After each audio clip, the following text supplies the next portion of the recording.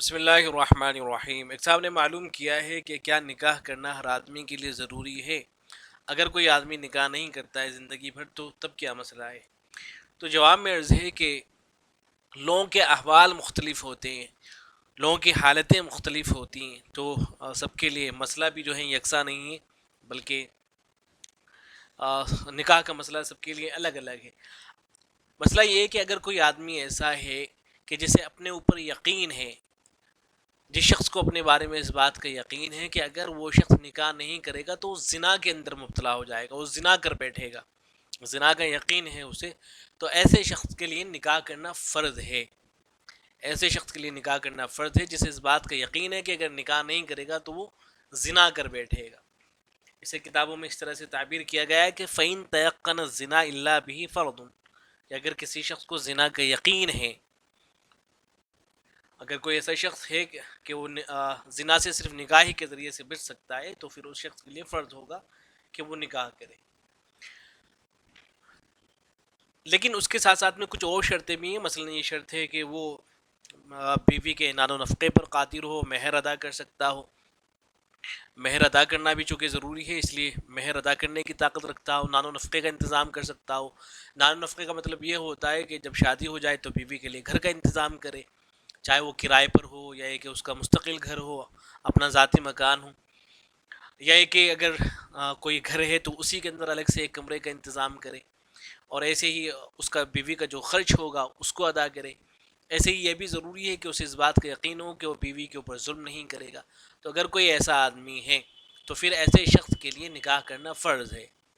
اور نکاح کرنا واجب ایسے آدمی کے لیے ہے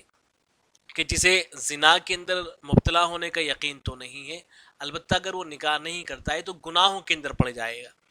جیسے مشدنی کرے گا یا کہ ماسٹربیشن کرے گا یا کہ کسی اور گناہ کے اندر وہ پڑ سکتا ہے، تو ایسے شخص کے لیے اب نکاح کرنا واجب ہے، انہی شرطوں کے ساتھ میں مہر ادا کرنے کی طاقت رکھتا ہو اور نان و نفقہ دینے کی طاقت رکھتا ہو۔ اگر اتنی طاقت کسی شخص کے پاس نہیں ہے تو پھر اسے چاہیے کہ وہ روزے رکھا کرے۔ تو بہرحال ایسا شخص جسے زنا کے اندر مبتلا ہونے کا یقین تو نہیں ہے لیکن دوسرے گناہوں کے اندر پڑنے کا اندیشہ ہے، تو ایسے شخص کے لیے نکاح کرنا واجب ہے، اور ایسے شخص کے لیے نکاح کرنا سنت مؤکدہ ہے کہ جسے گناہوں کے اندر پڑنے کا کوئی اندیشہ نہیں ہے لیکن اس کے حالات معتدل ہیں، یعنی وہ بیوی کا خرچ وغیرہ سب برداشت کر سکتا ہے، تو ایسے شخص کے لیے نکاح کرنا وہ سنت مؤکدہ ہے۔ چنانچہ لکھا گیا ہے کہ جو شخص اعتزال کی حالت میں ہو، یعنی نفقے پر قادر ہو اور بیوی کے جملہ حقوق ادا کر سکتا ہو، لیکن اس کے دل میں ایسا تقاضا نہ ہو کہ نکاح کے بغیر معصیت میں مبتلا ہونے کا یقین یا اندیشہ ہو، تو اس شخص کے لیے نکاح کر کے باعصمت زندگی گزارنا سنت مؤکدہ ہے۔ یہ کتاب المسائل کے اندر لکھا ہے۔ اگر یہ شخص قدرت کے باوجود نکاح نہ کرے گا تو تارک سنت ہونے کی بنا پر گنہگار ہوگا۔ عام طور سے جو لوگ ہوتے ہیں ان کی حالت اسی طرح کی ہوتی ہے کہ ان کے پاس اتنے پیسے بھی موجود ہوتے ہیں کہ وہ مہر ادا کر سکیں، اتنی طاقت بھی ہوتی ہے کہ بیوی کا جو خرچ ہوگا اسے برداشت کر سکیں۔ تو اگر اس طرح کی سچویشن ہے پھر نکاح کرنا سنت مؤکدہ ہے، اور نکاح کرنا ایسے آدمی کے لیے حرام ہے، لکھا ہے کہ اگر کسی انسان کو یقین ہو کہ وہ بیوی کا مالی و جنسی حق ادا کرنے پر قادر نہیں ہے، بیوی کا مالی حق ادا نہیں کر سکے گا، جنسی حق اس کا حق ادا نہیں کر سکے گا، تو ایسے شخص کے لیے نکاح کا اقدام کرنا حرام ہے۔ اگر ایسا عادی شخص نکاح کرے گا تو سخت گنہگار ہوگا۔ مثلا کوئی آدمی ہے وہ بیوی سے صحبت کرنے پر قادر نہیں ہے، تو اب ایسا شخص اسے پتہ ہے کہ میں بیوی کے ساتھ میں صحبت نہیں کر پاؤں گا، پھر بھی وہ نکاح کر رہا ہے، تو ایسا کرنا ایسے شخص کے لیے نکاح کرنا وہ حرام ہوگا۔